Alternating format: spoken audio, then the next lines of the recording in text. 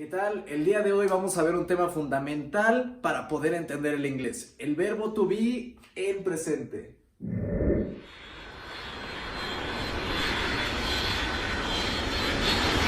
What's up, people? What's up, teacher? En videos anteriores explico cómo poder hacer oraciones en presente simple. También he explicado cuál es la función de un auxiliary. Sin embargo, para poder hacer oraciones en simple present con el verbo to be, se necesita utilizar una metodología totalmente diferente, la cual aprenderemos el día de hoy. Vamos a comenzar. Primero hay que recordar que en el inglés solamente hay tres tipos de oraciones: affirmative, negative e interrogative. Recordemos que el verbo to be en el inglés habla de la forma tangible y no tangible del sujeto del que se está hablando. Es por eso que nosotros lo traducimos como ser o estar. Ese es el significado del verbo to be, ya que to be es una palabra en infinitivo. Recordemos también que una oración como mínimo debe de tener su sujeto, verbo y complemento. En este caso el verbo que estamos utilizando es el verbo to be. Recordemos también que el verbo debe ser el encargado de cargar el tense, es decir, el tiempo gramatical de la oración. El verbo es el que va a indicar que la oración está en presente, no el sujeto, no el complemento. Recordemos que tiene diferentes conjugaciones el verbo to be de acuerdo al personal pronoun que se está utilizando. Y aquí están plasmados. I se utiliza con am. You se utiliza con are. He, she, it, los tres se utilizan con is. Y por último, we and they son usados con are.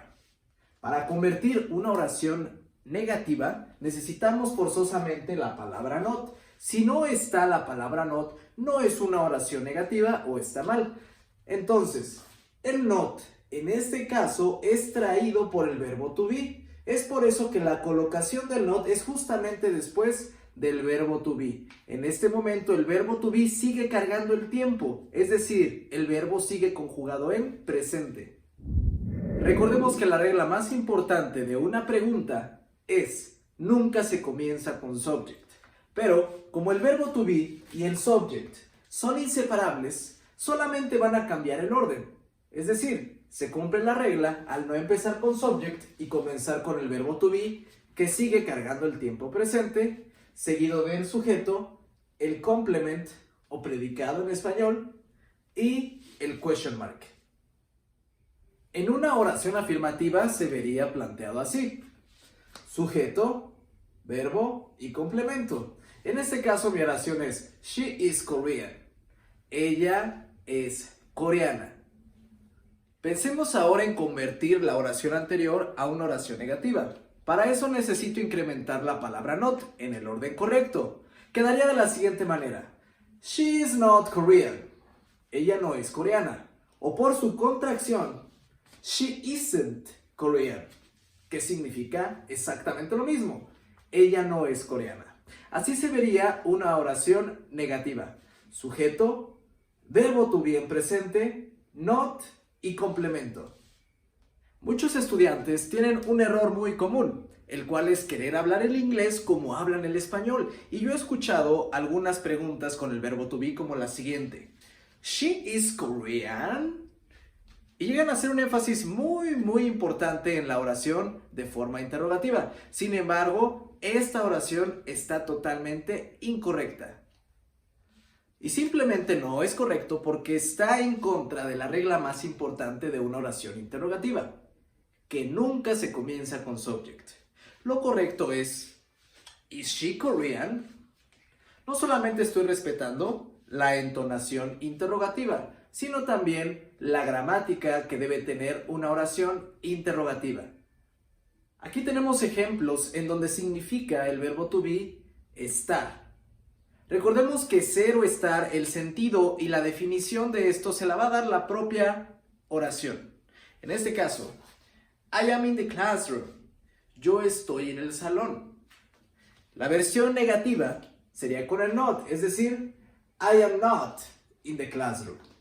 Aquí no podemos tener una contracción. con la conjugación a diferencia de is y de are. Am I in the classroom? ¿Yo estoy en el salón de clases?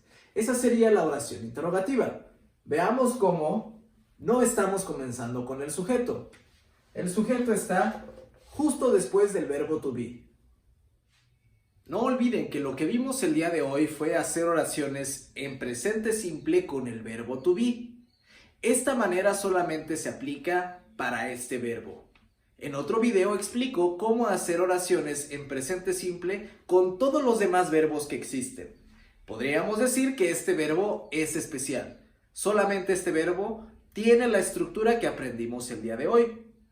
No olviden apretar el botón de suscribirse, darle like a este video y también comentar si tuvieron alguna duda o quisieran aclarar algún otro tema. Nos vemos en el siguiente video.